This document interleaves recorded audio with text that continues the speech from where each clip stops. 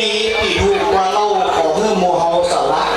เว้นมาสิดีโจกดีมาปะจำต้องมาหน้าโอเต่าคนสุขทีวีบ่มีอย่างเหงาก็คือเมียเฮาหน้าเขายิ้มแป้นผมมันก็นายรุ่นยิ้มนั่นปากกลางมาได้เป็นคุณนายวุ่นวายวิ่งแกนบอกเขาถั่วแรงน้ำหูคือดาวบ่เอาเมียเฮาเขาหูบ่อยากจะอู้หือฝันแฮมเนี่ยสักนิดเมื่อเมียผิดหวังหัวเฮาจะพังจักโดนมิโตจักโดนมิโตบางคนตอนนั้นออกมีหลายคนครับ10 ฝ่ายครับเปิ้นฮือตำแหน่งน้อยบ่เอาครับเนี่ยแต่ละคนเมียมีดฟันหัวทักหัวถึกละแต่วันนี้โชคดีมาบ้านพี่ไอ้ของคุณนายลุ้นได้เป็นคุณนายละเต็มตำแหน่งวันนี้คุณนายลุ้นเนาะตอนนั้นครับกันนั้นนะตู้ไปมาเขาบอกกำลังทรงบอกผมเลยเจ้าวันนี้หนีล่าผมไม่แล้วพี่นางแก้วก็บอกว่าผมวันนี้เป็นบ่าวโสดครับโสดได้บ่โสดครับก็ย้อนพวกกำนันผู้ทรงปีตากรุณาแล้วก็ปีนางปันปีดาบซักปีดาบซักสำหรับปีงวดซักปันป้อนให้ผมเมื่อปีใหม่ปีเลี้ยวครับ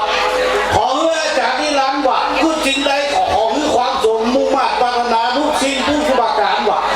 หลังจาก3 เดือนเมียผมตายครับตั้งแต่เมียตายก็เลยเสียชีวิตไปเนี่ยคำนี้จะไปปั่นป้อนผมอย่างอีดูทุกสิ่งใดขอให้สมความมุ่งมั่นปรารถนาทุกประการด้วยเถิดดีกว่าหลังจาก3 เดือนเมียผมตายพอดีเดี๋ยวนี้เป็นโซดแต่มาโซดจากวันนั้นเนาะแน่นอกทุกหัวใจไปว่ายังได้ก่อนฟังสักทางเนาะเนี่ยการจริงได้คิดด้วยมันถึงบอกมันสำลักตู้เจ้าบนว่าตู้เจ้าจะไปชี้ยังยังว่าอยู่ว่าสุกจะตายว่ะตู้เจ้าบนว่าสุกแก่แต่มันได้สุกคนอยู่ว่าสุกแก่แต่มันได้สุกยังโดนเหมือนกันเดียวเนี่ยกำผ้าเมียวันนี้เล็งแต่ละคนก็แก้วโอ้แม่งแก้วเลยกูดีล่ำไปทุกหัวใจผมโอ้เนี่ยหัวเกี่ยวขันนี่มาพอนี่แสดงว่าเป็นพ่อไม้อย่างผมนี่สงสัยอ่ะแสดงที่ไอ้คนนี้โดนปั่นปอนอย่างผมนี่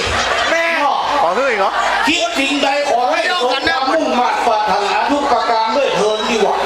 ปั่นปอนปีใหม่ผม3 เดือนเมียผมตายให้แล้วอันนี้เปลี่ยนคนปั่นปอนพอได้วันนี้ปั่นปอนแบบนี้ดูก็บอกผมขึ้นหนักไป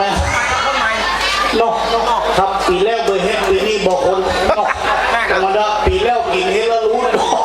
ปีนี้เบอร์คนรู้แล้วหมูเรื่องเนาะครับสิ่งใดก็ดีแต่ผมรู้ว่ารุ่นนี้ก็เต็มต้องอ๋อครับแต่